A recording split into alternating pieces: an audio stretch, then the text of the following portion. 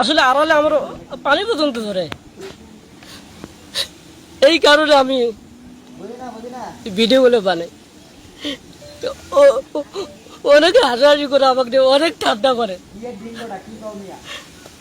আমার যে এত কষ্ট, সাংবাদিক হিসেবে আমাকে কেউ পরিচিত করবে না। কেন? আমি শিক্ষিত না, অত উচ্চ লেভেলে আমি কথা বলতে পারবো না।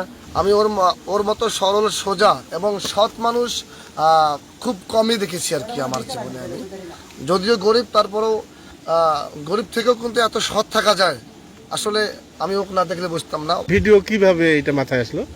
মাথায় আসলো স্যার, আমার পরিবার অনেক ছোট পরিবার, আমার বাড়ি চালা পর্যন্ত নাই। আমার ফুফুতো ভাই জমি নিয়ে বাড়ি চালা নিয়ে আছি। আমার বাড়ি চালা, আমার আর্থিক অবস্থা আমার বলতে খুব খারাপ, সেটা তো বললাম। বাড়ি চালা পর্যন্ত নাই, শুধু ভাঙাচোরা ঘর আছে। এই ঘর ধরে ভেঙে যায়, আমি তো একটা ঘর দেবো, সেটা আসলে স্যার আমার অসম্ভব। এটা আল্লাহ পাকের ইচ্ছায় আমি অনেক টেনশনে থাকি, এই জন্য এগুলা যন্ত্রপাতি আমি কিনছি।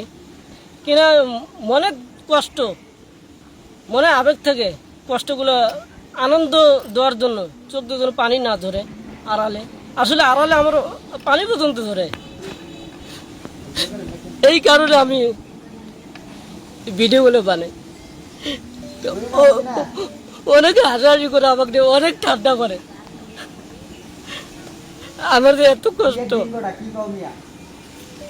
আমাদের বাড়ি চালাটা থাকতো, আসলে আমি অনেক খুশি হইতাম। আমি এখন নতুন সরকার, বাংলাদেশের সকল এমপিকে আমি আবেদন করে বলছি, বাংলাদেশের যত চর অঞ্চল আছে, অসহায় লোক আছে, সবাইকে দেখতে হবে। আমি চাই না আপনারা আমাকে দেখেন। মানুষ খুশি থাকলে আমিও খুশি থাকবো, এটাই আমার আদেশ, এটাই আমার কথা। আসলে আমি কথা গুছিয়ে বলতে পারি না, ছোটবেলার থেকে আমি এরকম প্রশ্ন করবো। এটা আসলে আমি ছোটখাটো ভিডিও বানাই আমার এলাকা নিয়ে।